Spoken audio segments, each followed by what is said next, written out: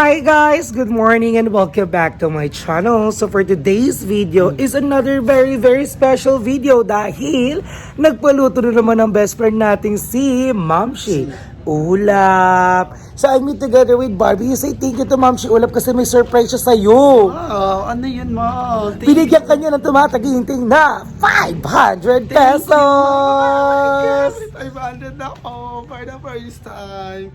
Ang gagawin ko doon, ipapadala ko yun agad kay mama. Oh my God, ang bait mo! Yes.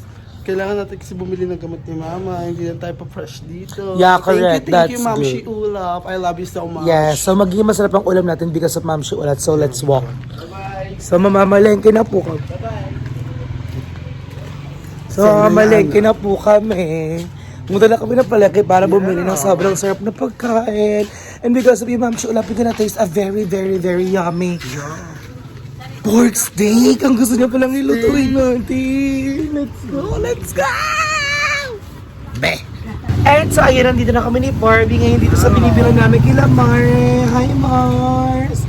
So, ang fresh ng mga baboy dito ni Mars. So, kaya dito kami bibili ngayon.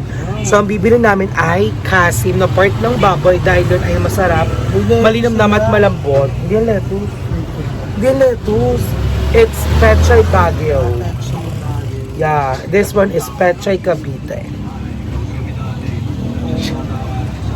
So, ayan, Mari, pabili ako ng part ng kasim. So, let's go. Babalikan namin yung kapag kumpleto na yung ating ingredients sa ating lulutuin. Let's go.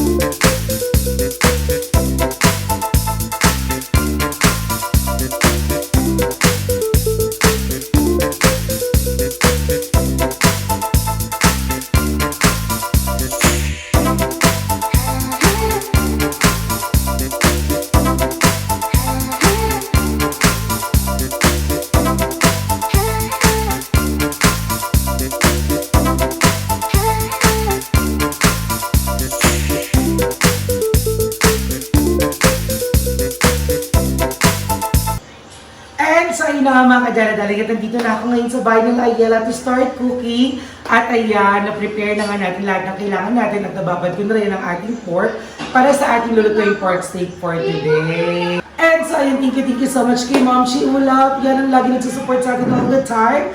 And I'm very, very happy kasi dahil sa iyo may kakainin naman ang mga bulati namin for today's video. Yan, so kasama ko si Barbie kanina mamalengke, ayan. And what you gonna say to Ma'am Shi Ulap? Thank you, Ma'am Sheila. Well, wala akong masabi. More blessings sa'yo. Yes, thank you so Para much. mapakain yung mga July Correct! So ayun, nagpapainit na ako dito ng ating kawayan. Then I'm gonna start putting some oil. Ito yung pinagprituan lang ng chicken, so pwede siyang gamitin. Still clean. So ayan, perfect. So ito pong pagluluto ko ng pork steak, ay way ko ng pagluluto ng pork steak, okay? So may kanya-kanya tayong version to cook pork steak. So ito ay version ko, kaya bala kayo. So ayan, kailangan ko na syempre ng ating ganito para sa ating tepal. Yan, Tita Babes. Thank you dahil sa patipal mo, magandang nilulutuan namin lagi. Yan, thank you so much. And so ayan, ito na po ang ating pong pork steak for today. So nababad ko na siya, kanina pa siya babad. So we're gonna start frying it na. Let's go!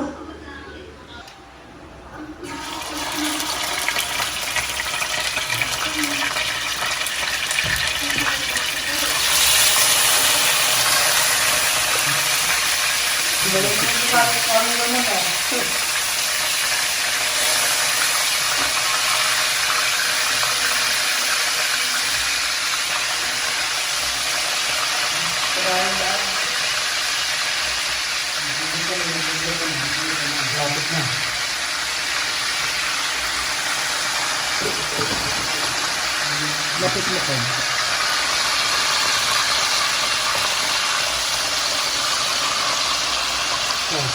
And so ayan, piniprito na natin ang ating pork steak. So ito kasi, ang kwento nito, sobrang paborito ko ang pork steak dahil ang nagluluto nito lagi sa akin is yung lola ko, yung mama ng mama ko.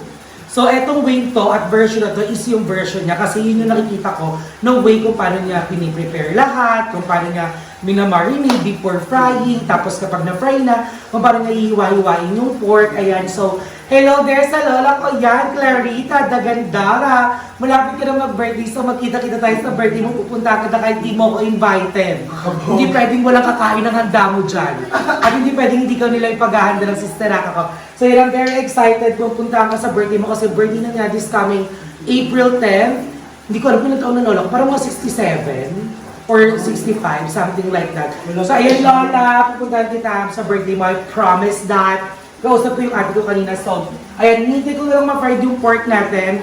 Then after nun, hiwa-hiwa ko siya ng maliit and then ano na tayo magsimula na parang isosote na natin yung sile, yung konting onion na hiniwa natin, and then yung the rest is yung pang-toppings natin. So I'm very excited mga dala-daling ko dahil later, busog at magwawala na naman ang ating mga small and large intestines. So babalik ko kayo later.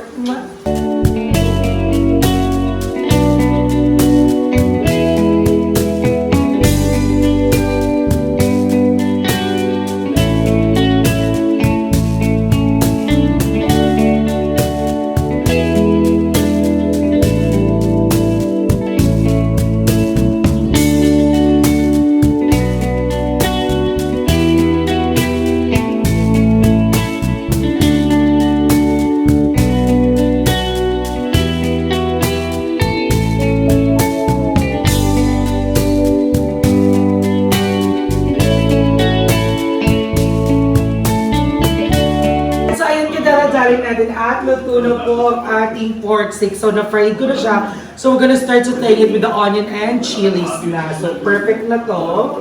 So ayun na, painit na to and we need this. So ayan, so konting ganito lang muna para yung iba ay pang toppings natin. Ayan. Since we all love spicy foods here, naglagay ako ng mga chilies. So guys, eto ay version ko, okay? So eto yung pinagprituan lang ng pork natin pa din. So perfect pa din yan. So isosauté lang natin siya ng very light dyan.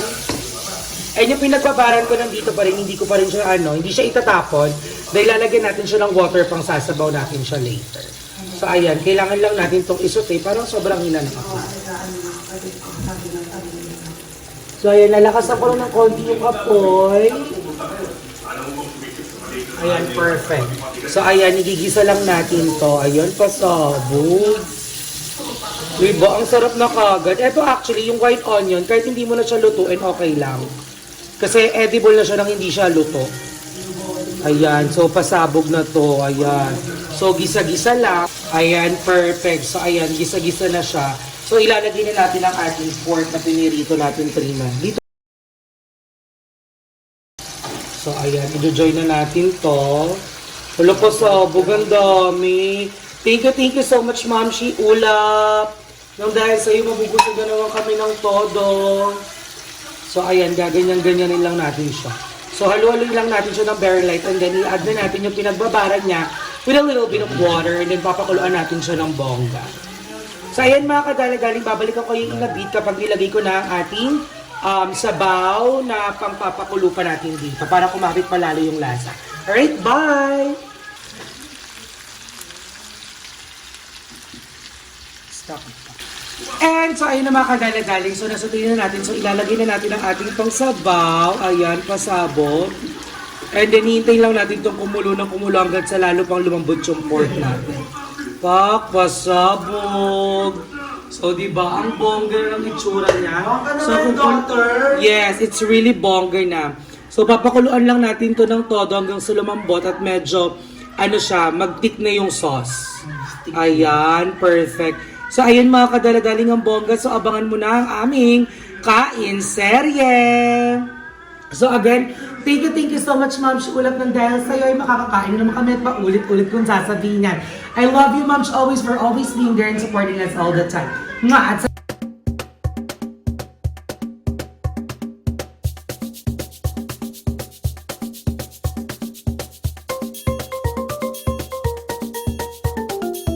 And so, ayun na mga kadaladaling at luto na ang ating pork steak. Ayan. So, kung napapansin nyo ay wala si Ayala dahil meron silang pasabog na pinuntahan. So, abangan niya na feel like yung vlog ni Ayala. So, abangan yung mga kaganapan ni Ayala ang nag-iisang Catherine Bernardo ng ating BNT. So, luto ng ating pork steak. Again, Ma'am Shi Ulap, thank you so much sa iyo. Ayan. Pasabog. So, alam ko na na-miss niyo rin ako makain ako na nakakamay. Let's taste. Oh. So, ayan, bigla siya nakisali. So, kung napapansin nyo kung bakit wala siya kanina sa pag-prepare ko at sa pagluluto ko, kasi may pinapagawa ko sa kanya. Ano ba yun? Baliw-baliw ka ba? Naka-chopstick ka? Magaling mo ako. Kakanood mo ng Korean na ansya ka na. So, yan, pinaayos ko sa kanya kasi yung taas, yung mga damit doon, kaya busy-busy yan siya kanina. So, nung nagpahinga na siya, sabi ko later ka na sumali dahil mukha naman siyang pagoda. Oh my God ko, love. Nagkaon ka na, love. Nakakaon na. So, we're eating. Now, how is it? Sarap. Bakit maanghang? Sarap kaya na maanghang. Sarap nga.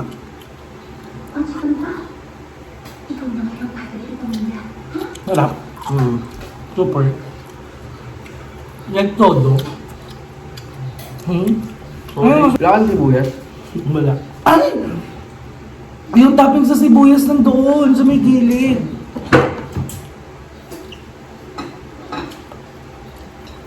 Yan. Ayoko niyan. Hindi ko makain na. Ate?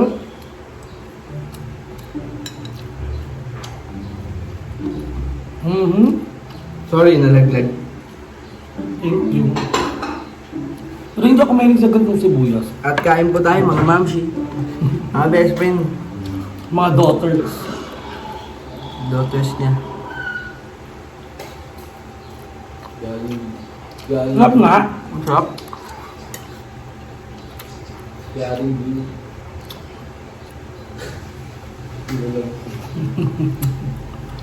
Dapat sinasagot mo yon. Kailangan pa ba talungin yun? Dapat gano'n. Abas dito lang. Tama na.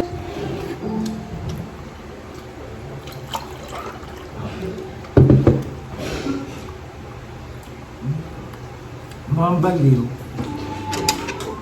Hindi ba inom din ako ha? Ang sarap.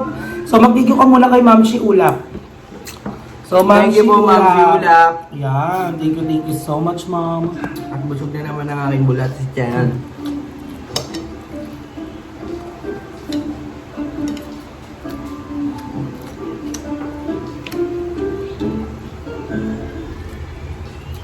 Alam niyo, pagkasama ko sa wala akong ardo sa katawan, tanggap niya yung pagiging ganto ko. Ganto. Ganto na. Try Ito na niyo. yun. Dapat tanggapin niya yung mga flaws ko din. Hindi dapat yung maganda ko lang mukha. Chares! Ganda din.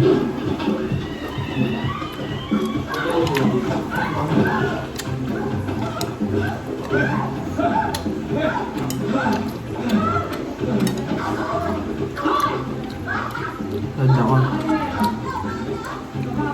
So ayan guys, i-continue na namin yung pagkain namin. Again, thank you so much Ma'am Chuy Ulap, and thank you so much mga daladalings ko dyan for always being there, supporting me all the time and watching my vlogs and all the vlogs of all the bayot and supporting them as well. Mahal na mahal ko kayong lahat, mahal na mahal namin ko kayong lahat, ha? No doubt. So ayan, we're gonna continue eating na. I love you everyone.